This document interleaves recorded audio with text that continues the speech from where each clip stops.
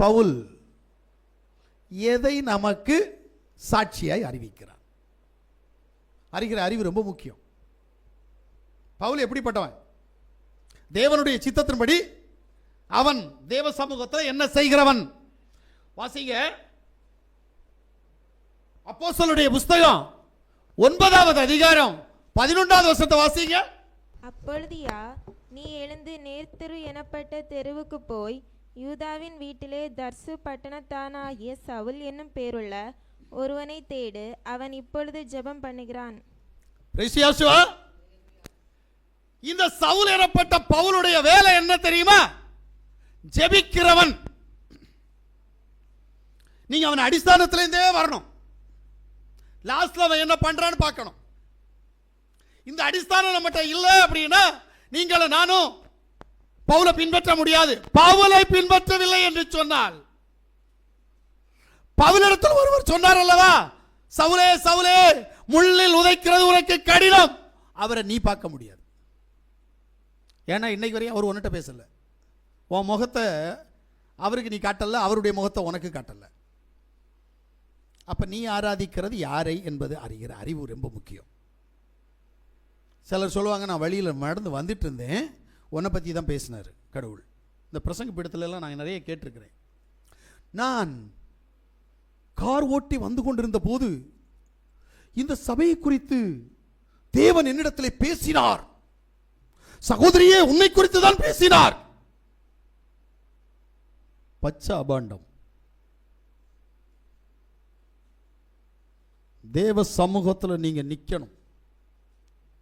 முதல்ல தேவனுடைய சத்தம் புரியணும். ஏன்னா உன்னிட்ட சில சத்தங்கள் உன்னிட்ட கேட்டுட்டே இருக்கும். நீ பேசுற சத்தம் உன்னிட்ட திருப்பி கேட்கும். இப்பிரபஞ்சத்தின் அதிபதியினுடைய சத்தம் உன்னிட்ட கேட்கும். தேவ சத்தம் உன்னிட்ட கேட்கும். நல்லா புரிஞ்சுக்கணும். அப்ப எது தேவ சத்தம்ன்ற அறிகிற அறிவு ரொம்ப முக்கியம். சிலர் குழம்பி போவாங்க. ஒன்று சொல்லும் செய் போ அப்படின்னு சொல்லும், ஒன்று சொல்லும் போகாத செய்யாத அப்படின்னு. அடுத்து இன்னொன்று சும்மா சமாதானமா சொல்லும், போய் தான் பார்ப்போமே. இப்படி ஒரு 3 சத்தம் நம்மகிட்ட கேட்கும். இப்ப எது தேவ சத்தம், எது பிசாசு சத்தம், எது மாம்ச சத்தம் தெரியாது. அப்ப இங்க குழப்பம் இருக்கு. அதுக்கு தான் சொல்றாரு, ஆவியை பகுத்து அறியும் சக்தி உனக்கு வேணுமா? இது இல்லாம எப்படி தேவனோன்ட்ட பேசுறன்னு உனக்கு தெரியும்? சரி, அந்த பாட்டுக்கு போக வேண்டாம். இப்ப நம்ம இப்ப பவுல் ஜெபம் செய்கிறவன். நீங்க ஜெபம் பண்றீங்க. பவுலை பின்பற்றணும்னா முதல் அத்தியாயம் ஜெபம். சரி, ஜெபம் எப்படி பண்ணணும்? தேவ சமூகத்தில் முழங்கால்களை முடக்கி தேவ சமூகத்தில் ஜெபிக்கணும். சரி, இருக்கட்டும். எனக்கு ஒரு கேள்வி இருக்குது. ஜெபித்தவர்கள் யார்? அவர்களுக்கு என்ன கிடைத்தது? அனுபவம் இல்லாமல் ஜெபிக்க முடியாது. இங்க நிறைய பேருக்கு அனுபவம் இல்லை, அதனால ஜெபமே வராது. கான்செப்ட் இதுதான். நீங்க ஜெபத்துல உறுதியா இருக்கணும்னா, பிசாசு ஒன்ன தள்ளி போடாம இருக்கணும்னா, நித்திரை மயக்கத்தின் ஆவி வராம இருக்கணும்னா, ஜெபத்துல வேத புத்தகத்துல யார் யாரை நீ பார்த்திருக்கிற? எனக்கு வேதத்துல வாசிச்ச நேரத்துல ஒரு சம்பவம் தெரிஞ்சிச்சு. பவுல் பார்த்தது யார? அவன் பேதுருவை பார்க்கல, அவன் யோவானை பார்க்கல. நல்லா புரிஞ்சுக்கிடுங்க. அவன் பார்த்ததெல்லாம் ஆதிபிதாக்களை. ஏன்னா கமாலியன் அவனுக்கு அதைத்தான் கற்றுக் கொடுத்தானே தவிர இவங்களை கற்றுக் கொடுக்கல. இவனுக்கு இவங்களை தெரியாது. யாசுவாவே இவனுக்கு தெரியாது. திடீர்னு ஒரு கூட்டம் வந்து, நாங்க மேசியானி கூட்டம், மேசியா தான் எங்கள் தேவன் என்று சொன்ன உடனேயே யூதர்களுக்கு கோபம் வந்தது. யூத பாரம்பரியத்தின்படி வேற மார்க்கம் அங்க வரக்கூடாது. வேற கடவுள் இல்லை, ஒரே கடவுள் யாவா.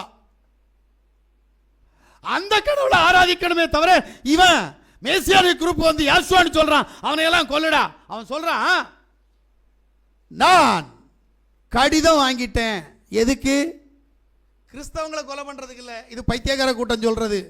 ஏன்னா கிறிஸ்தவன் என்கின்ற பெயரை வைத்தது ரோமன் கத்தோலிக்க மார்க்கம். இன்றைக்கு கிறிஸ்தவன் என்று சொல்லி CSA, Pentecost, London mission, Luther mission, salvation army ஒரு கூட்டம் இருக்குல்ல, இவங்க அத்தனை பேரும் ரோமன் கத்தோலிக்க மார்க்கத்தினுடைய பிள்ளைகளே. அதான் கழிஞ்ச நாள் ஒரு சாமியார் என்கிட்ட கேட்டார், நாங்க கொண்டு வந்த கிறிஸ்தவன்ற பேரை நீங்க வச்சிட்டு இருக்கிறீங்க, உங்களுக்கு வெக்கமா இல்லை? கடைசியில் பார்த்தா எங்களை மாதா வணக்கம், விக்கிரகாரதன் வணக்கம்லாம் சொல்றீங்க, எங்க பேரை நீங்க வச்சிருக்கிறீங்க தெரியுமா? இன்னொரு பேர் வைங்க பார்ப்போம். நான் அப்போ தான் சொன்னேன், ஐயா நான் வைக்கலையா, என்கிட்ட கேட்காத, எனக்கும் அதுக்கு சம்மந்தம் இல்லை. இருந்தேன் கொஞ்ச நாள், ஆனால் இப்போ நான் அதில் இல்லையா. நான் மெசியானிக் குரூப், கிறிஸ்தவன் இல்லை, நான் மெசியானிக்காரன். அவர் கேட்ட கேள்வி நியாயமான கேள்வி. அப்போ கிறிஸ்தவர்கள் அவர் என்ன செய்யல, கூப்பிடல. இவர் மெசியானிக்காரர்களை கொலை பண்ண போனார் சவுல். ஆமென். நான் இந்த ரோமன் கத்தோலிக்க மார்க்கத்தை பற்றி பேசினா ஒரு கேள்வி கேட்பேன், என்ன தெரியுமா? இயேசுன்னு சொல்றாங்கல்ல, அவங்க பைபிளில் இயேசுவை கொலை செய்தது அப்படின்னு இருக்குல்ல, இந்த இயேசுவை கொலை செஞ்சது யாருன்னு தெரியுமா? சும்மா கூகுளில் போய் இயேசு கிறிஸ்துவை கொலை செய்தவர் யார் அப்படின்னு அடிச்சு பாருங்க, உடனே வரும் ரோமாபுரி மன்னன், ரோமாபுரி யுத்த வீரர்கள் அப்படின்னு இருக்கும். ரோமாபுரியை தான் சுட்டி காட்டும்.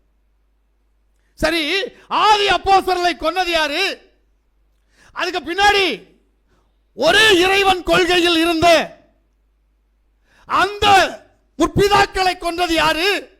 பாத்தீங்கன்னா எல்லாமே ரோமாபுரி. அங்க ஒருத்தன் வந்துட்டு தன்னை கிறிஸ்தவன் சொன்னோன்னு நம்ம எல்லாம் போய் அவன் கொன்னவனே கடவுள்னு கும்பிடலாமா? கொஞ்சம் யோசிங்க, ரொம்ப யோசிக்க வேண்டிய ஒரு விஷயம் இது. ரோமன் கத்தோலிக்க மார்க்கத்தால் மட்டும்தான் மேசியானிக் குரூப் அழிக்கப்பட்டது. மேசியாவை தேவன் என்று சொன்னவர்களை கொன்று குவித்தார்கள். அவர்கள்தான் பிதா, குமாரன், பரிசுத்தாவி என்று சொன்ன 3 கடவுள் கொள்கையை கொண்டு வந்தவர்கள். அப்படிப்பட்டவங்களை எல்லாம் இன்னைக்கு நம்ம எல்லாம் கிறிஸ்துமஸ் பண்டிகை யார் கொண்டு வந்தா? அவன் தான் கொண்டு வந்தான். அதையே இங்கே இவனும் போய் கிறிஸ்துமஸ் பண்டிகை கொண்டாடி பாலகனை தொட்டிலில் வச்சு அதுக்கு குடில் கட்டி அடுக்கு வாழ்த்து சொல்லி எத்தனை பேருக்கு கிறிஸ்துமஸ் வாழ்த்து சொல்லிட்டு இருக்கிற? இயேசு பிறந்தாராம், கிறிஸ்து பிறந்தாராம். எங்க பிறந்தாரு? தமிழ்நாட்டில் 100 வருஷம் ஆகுது பிறந்து, அவ்வளவுதானே? இயேசுவார் பிறந்து 100 வருஷம் ஆகல. ஏன்னா தமிழ் பைபிள் மொழிபெயர்க்கப்பட்டு 320 வருஷங்கள். இந்த 320 வருஷத்துல குறைஞ்சது 6-7 தடவை பேர் மாத்தியாச்சு. இன்னைக்கு இருக்கிற பேர் இயேசுன்ற பேர் இருக்கு. முதல் பேரு தம்புரான் என்ற பேரு. இப்ப தம்புரான் பிறந்தது டிசம்பர் 25, சர்வேஸ்வரன் பிறந்தது டிசம்பர் 25, இல்ல இயேசு பிறந்தது டிசம்பர் 25. அறிகிற அறிவு ரொம்ப முக்கியம். யாசுவா மெசியா டிசம்பர் 25 பிறக்கல. நான் பார்த்து கொஞ்சம் கொஞ்ச நாளில் கொஞ்சம் ஆராய்ச்சி பண்ண நேரத்தில் உலகத்தில் 3 டேட்டில் கிறிஸ்மஸ் டேட் கொண்டாடுறாங்க. அது நீ சகோதரத்தை தான் கேட்கணும். எனக்கு நான் பார்த்ததில் 3 டேட் இருக்குது. கிறிஸ்மஸ் தினமாக இந்த உலகத்தில் கிறிஸ்தவர்கள் கொண்டாடுகிற 3 தினம் இருக்குது. யோசித்து பார்த்தீங்களா? அப்ப எது உண்மையான தினம் தெரியாது. ஏன்னா மரியாள் ஒரு நாள் தன்னுடைய மகனுக்கு கிறிஸ்துமஸ் பண்டிகை கொண்டாடல. இயேசு, நீங்க சொல்ற இயேசு ஒரு நாளும் எனக்கு இன்னைக்கு கிறிஸ்த பிறந்த நாள் எல்லாரும் சேர்ந்து கேக் வெட்டுவோம்னு சொல்லல. ஆமென். ஏன் அவர்களுடைய அப்போஸ்தலர்கள் பிறந்த நாள் அனுசரிக்கல? அப்ப எப்படி உங்களுக்கு தெரியும்? டிசம்பர் 25 ரோமாபுரியில் உள்ள இறைவனாகிய ரோமர்களின் இறைவனாகிய சூரிய கடவுளுக்கு அது பண்டிகை நாள். அந்த சூரிய பகவானுடைய பண்டிகை நாளை சன் ஆஃப் ஜீசஸ் அப்படின்னு சொல்லி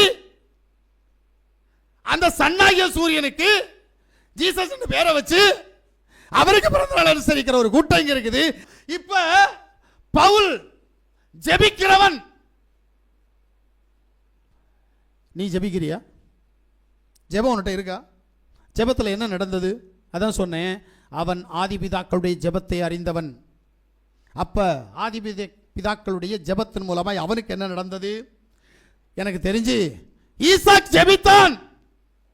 அவன் மனைவி ரெபெக்காள் கர்ப்பவதியானாள். ஆதியாகமம் 25வது அதிகாரத்தில் 21 இருந்து 23 வரைக்கும் நம்ம வாசிச்சா அந்த காரியம் நடக்கும். சரி, இரண்டாவது சம்பவம், யாக்கோபு ஜெபித்தான். யாவுடைய ஆசீர்வாதம் யாக்கோபுக்கு கடந்து வந்தது. ஆதியாகமத்தினுடைய புஸ்தகம் 32வது அதிகாரத்தில் இருக்கு. ஓசியா 12வது அதிகாரம் 4வது வசனத்தில் இருக்கு. மோசே ஜெபித்தான். அல்லேலூயா. மோசேயினுடைய ஜெபம் உங்களுக்கு தெரியாது என்ன நடந்ததுன்னு. நீங்க வாசித்தீங்கன்னா யாத்திராகமம் 32வது அதிகாரம் 13-14 வாசித்தீங்கன்னா ஒரு ஜாதியார் தீங்கு நின்று விடுவிக்கப்பட்டு மரணத்திலிருந்து தப்புறாங்க.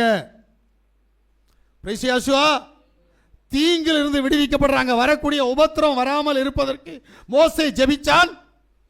அந்த ஜெபத்திற்கு பதில் அந்த ஜாதிக்கு தீங்கு வரல, மரணத்திலிருந்து தப்பிட்டாங்க. நல்லா புரிஞ்சுக்கணும். ஏன்னா என்னுடைய குருநாதராக இருக்கக்கூடிய நமக்கு வழிகாட்டியா இருக்கக்கூடிய பவுல் சொல்ற காரியம் இதுதான். ஜெபம்னா சும்மா சாதாரண இல்ல. ஜெபத்துல என்ன நடக்குது? ஒண்ணும் நடக்கல. நீ என்ன ஜெபிக்கல? ஏன்னா எனக்கு தெரிஞ்சு ஆதிபிதாக்களுடைய ஜெபத்துல என்ன நடந்ததுன்னு முதல்ல நீ தெரியணும்.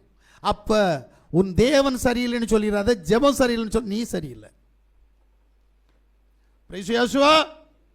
யோசுவா ஜெபித்தான்.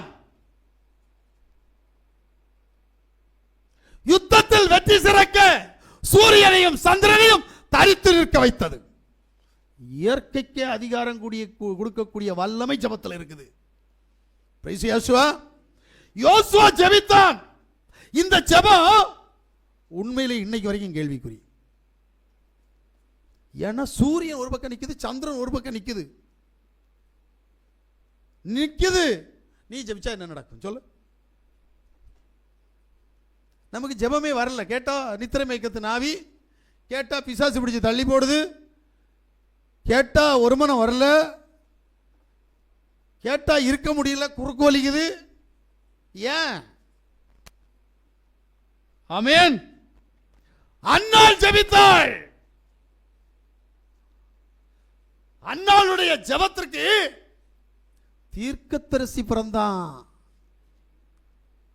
சாமுவேல் தீர்க்கதரிசி பிறந்தான். ராஜாக்களையும் ஆசாரியர்களையும்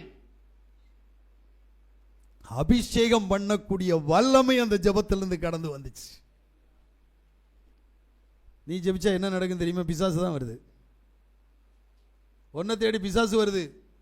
எப்படி? ஆமென். சாலமோன் ஜெபித்தான். ஜெபத்தின் பலன் விசேஷித்த ஞானம். எப்படி? உனக்கு என்ன இருக்குது? உன்னை எல்லாரும் முட்டாளாக்கிட்டு போயிட்டு இருக்கிறாங்க. ஆமென். ஏன்? உன் பேச்சுக்கு மரியாதை இல்லை. ஏன்? சபைக்கு போற பைபிள் கையில் இருக்குது, ஆனா தேவ ஞானம் உங்ககிட்ட வரல. யோபு ஜெபித்தான். யாவா அவனுடைய சிறையிருப்பை மாற்றினார். யோசிங்களேன், ஏன் என்னுடைய ஜெபத்திற்கு பதில் இல்லை? எல்லாரும் ஜெபத்துக்கு பதில் கொடுத்திருக்கிறார், என்னுடைய ஜெபத்திற்கு பதில் இல்லையே. என்ன காரணம்? யாபேஸ் ஜெபித்தான். அவனை ஆசீர்வதித்து அவனை மேன்மைப்படுத்தினார். வேதம் அப்படித்தான் சொல்லுது. எங்க சாரம்மா எலியா ஜெபிச்சான். எலியாவுடைய ஜெபத்தினுடைய விளைவு என்ன தெரியுமா? மழை வந்தது மட்டும் இல்ல, அக்கினியை இறங்க பண்ணான். அல்லேலூயா. நாம ஜெபிச்சா ஒன்றும் வரமாட்டேங்குது. சரி, எனக்கு தெரிஞ்சு எலிசா ஜெபிச்சதுதான் அதிசயங்க. என்ன ஜெபிச்சா தெரியுமா? எலிசாவையும் எலிசாவுடைய உடன்வேலைக்காரனையும் சண்டை போட்டு கொல்றதுக்கு ஆள் வந்திருக்குது. ஒரு பெரும் திரள் கூட்டம் நிக்குது. எலிசாவுக்கு பயம் இல்லை. இப்ப எலிசா வேலைக்காரன் யாருன்னு உங்களுக்கு தானே தெரியும்.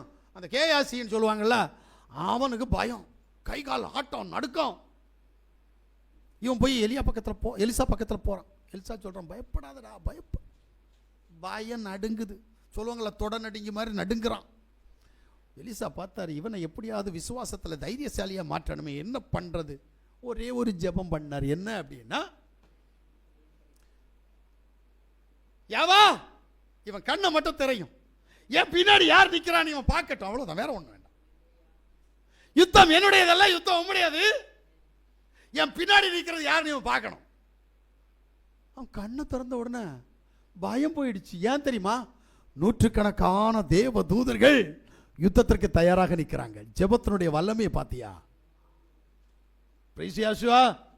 உனக்கு இப்பவே தூக்கம் வரும். இந்த ஜெபத்தை பற்றி கேட்கிற நேரமே தூக்கம் வரும். பிசாசு இதை கேட்க விட மாட்டான், அது வேற கதை. ஆமென். ஏன்? நீ ஜெயம் எடுக்க கூடாது என்பதற்காக பிசாசு தந்திரமா வேலை செஞ்சிட்டு இருக்கிறான். இங்க எலியாவின் ஜெபத்தின் மூலமாய் அங்க ராணுவ வீரர்கள் எப்படி நிக்கிறாங்க? தேவ தூதர்களாய் நிக்கிறாங்க. தைரியம் வந்துருச்சு, பயம் போயிடுச்சு. நீ ஜெபம் பண்ண பயம் தான் இருக்குது, ஆனா அவர் ஜெபம் பண்ண அடுத்தவனுக்கு பயம் போயிடுச்சு. ஆமென். வித்தியாசம் தெரியணும். எசேக்கியேல் ஜெபித்தான், மரண கட்டுகள் மாறி 15 வருஷம் ஆயுசு நாளை கூட்டி கொடுத்தார். ஆமென். சரி, ஆசா ஜெபித்தார், சத்துருக்கள் அத்தனை பேரும் நொறுங்கி போனார்கள். 2 நாளாகமத்தில் வாசிக்கிற நேரம் இருக்குதுங்க. சரி, மனாசே ஜெபித்தான், அவனை திரும்பவும் தன்னுடைய சொந்த நாட்டுக்கு கொண்டு வந்து அவனை ராஜாவாக மாற்றினார் என் தேவன். பவுலுக்கு தெரிஞ்ச விஷயம், அதனால தான் ஜெபம் பண்ண போனான். உனக்கு விஷயம் தெரியல, அதனால ஜெபம் பண்ண மாட்டேங்கிற. ஜெபத்தில் விடுதலை கிடைக்குமான்ற நம்பிக்கை வரல. அதான் சொன்னேன், உனக்கு நம்பிக்கை வேற, விசுவாசம் வேற. விசுவாசம் இருக்கு, இப்போ இதை தெரிஞ்சா உனக்கு நம்பிக்கை வரும். இந்த நம்பிக்கையில் போய் 2 நிமிஷம் ஜெபம் பண்ண, 3வது நிமிஷம் கம்மத்தடிச்சு கீழே விழுவேன். எனக்கு தேவை விசுவாசம். நீ எந்த அளவுக்கு விசுவாசிக்கிறியோ அந்த அளவுக்கு நீ ஜெயிப்ப. ஆமென். விசுவாசம் இல்லாமல் ஒருவனும் தேவனுடைய ராஜ்யத்துக்குள் சுதந்திரித்து போக முடியாது. முடியாது. அப்ப விசுவாசத்தில் இருக்கணும். நீ நம்பிக்கையில் இருக்கிற, நம்பிக்கை வேற விசுவாசம் வேற, இந்த ரெண்டையும் நீங்க புரியணும். இன்னைக்கு கிறிஸ்தவர்கள் என்ன நடக்குது அப்படின்னா, நம்புறாங்க இயேசு கடவுள், ஜீசஸ் கடவுள், ஈசோஸ் கடவுள், யெகோஷுவா கடவுள், நம்புறாங்க. விசுவாசம் என்னன்னு கேட்கிறேன்.